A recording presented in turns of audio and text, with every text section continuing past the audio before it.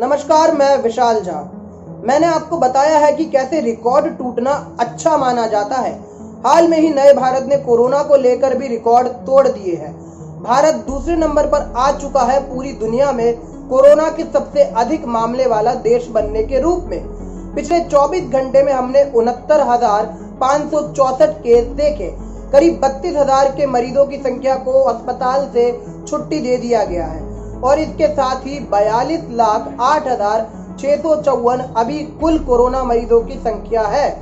Corona को रोकने के लिए तालाबंदी लगाई गई थी, लेकिन इस तालाबंदी से कुछ चीजें हमें बढ़ती हुई दिखाई दी, जैसे कि वो बेरोजगारी की दर हो, जीडीपी में बढ़ती गिरावट हो या फिर दैनिक श्रमिकों का सुसाइड करने का आंकड़ा हो पिछले साल के मुताबिक।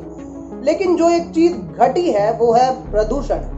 ये आपने भी ऑब्जर्व करा होगा और मैंने भी देखा कि आसमान पहले से ज्यादा नीला हो चुका है और हमें साफ हवा देखने को मिल रही है।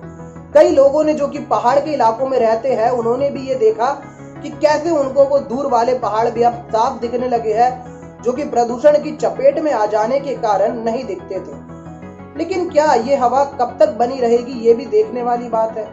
क्या ये हवा ऐसी ही बनी रहेगी? क्योंकि अभी तालाबंदी के कारण तमाम स्कूल, फैक्ट्री और लोग अपने घरों से भी बाहर नहीं निकल रहे हैं, तो प्रदूषण काफी हद तक कम हुआ है। लेकिन अगर सरकार इसको लेकर जरूरी कदम नहीं उठाती है तो आने वाले टाइम में बच्चों को ऑक्सीजन सिलेंडर अपने पीछे लेकर स्कूल जाना पड़ेगा। ये मेरे बोल नहीं है, ये मैं नहीं कह रहा हूँ, बल्कि ये कह रही है हरियाणा में रहने वाली रिद्धिमा, जो कि पीएम मोदी को चिट्ठी लिखती है और कहती है ये निश्चित करे कि ऑक्सीजन सिलेंडर बच्चों की जिंदगी का एक अहम हिस्सा ना बन पाए, जिसे भविष्य में हमें अपने कंधों पर लेकर चलना पड़े। हवा इतनी प्रदूषित है कि उसके लिए ऑक्सीजन सिलेंडर के साथ स्कूल जाना एक बुरे सपने जैसा है। मुझे चिंता है कि अगर मेरे जैसे 12 साल के बच्चों को सांस लेने में मुश्किल होती है तो दिल्ली या अन्य शहर वाले बच्चों पे इसका क्या असर पड़ता होगा। अक्टूबर के बाद तो सांस लेना मुश्किल हो जाता है। हमें इस बारे में कुछ सोचना होगा और कुछ करना होगा। देश के सभी बच्चों की ओर से आज international clean air day for blue sky पर मैं अपना अनुरोध जता रही हूँ। मैं ये बोलना चाहती हूँ कि हमारे भविष्य के बारे में प्रधानमंत्री जी को सोचना चाहिए और इसको लेके सख्त नियम कानून बनाए जाने चाहिए ताकि हर नागरिक खुली हवा में सांस ले सके। जब देश के विद्यार्थी ऐसा कह रहे हैं कि ऑक्सीजन सिलेंडर लेकर हमें चलना पड़े, तो वाकई ये बात हमें सोचने पर मजबूर कर देती है। International forum for environment sustainability and technology i4est के मुख्य अधिकारी चंद्रभूषण बताते हैं कि क्लीन एयर डे की अहमियत भारत के लिए सबसे ज्यादा है। भारत एयर पॉल्यूशन में सबसे ज्यादा प्रभावित होने वाला देश है। आंकड़े बताते हैं कि देश में आज 90 करोड़ टन कोयला, 40 crore tonne biomass, 20 crore tonne तेल और 5 करोड़ टन गैस की ऊर्जा की खपत होती है।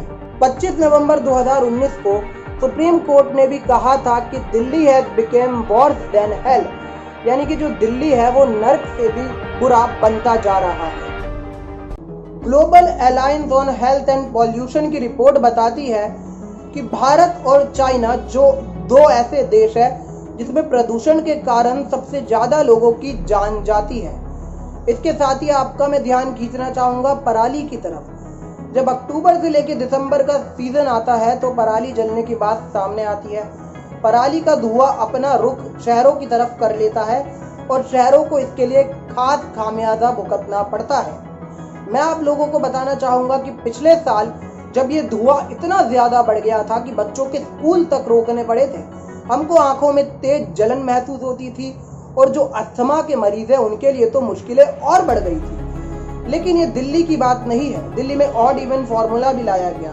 एनजीटी लगातार ऐसे लोगों पर पाबंदियां और ऐसी फैक्ट्रियों पर पाबंदियां लगाती रहती है या फिर फाइन लेती है जो कि प्रदूषण के मानकों पर खड़े नहीं उतरते हैं। लेकिन क्या ये सब इतनी जल्दी सुधर जाएगा? इसके लिए हमको और इंतजार करना होगा और इसके लिए मैं आप लोगों से भी कहूंगा कि आप भी पौधारोपण चालू कर दें, क्योंकि वृक्ष के पास जाने पर आपको न सिर्फ सकारात्मक ऊर्जा मिलेगी, बल्कि आप अच्छा खासा कंट्रीब्यूट देंगे पूरे देश की शुद्ध हवा के लिए। तो आप लोग सुरक्षित रहिए और घर में ही रहिए और वृक्ष जरूर लगाइए। आज की रिपोर्ट में इतना ही। नमस्कार।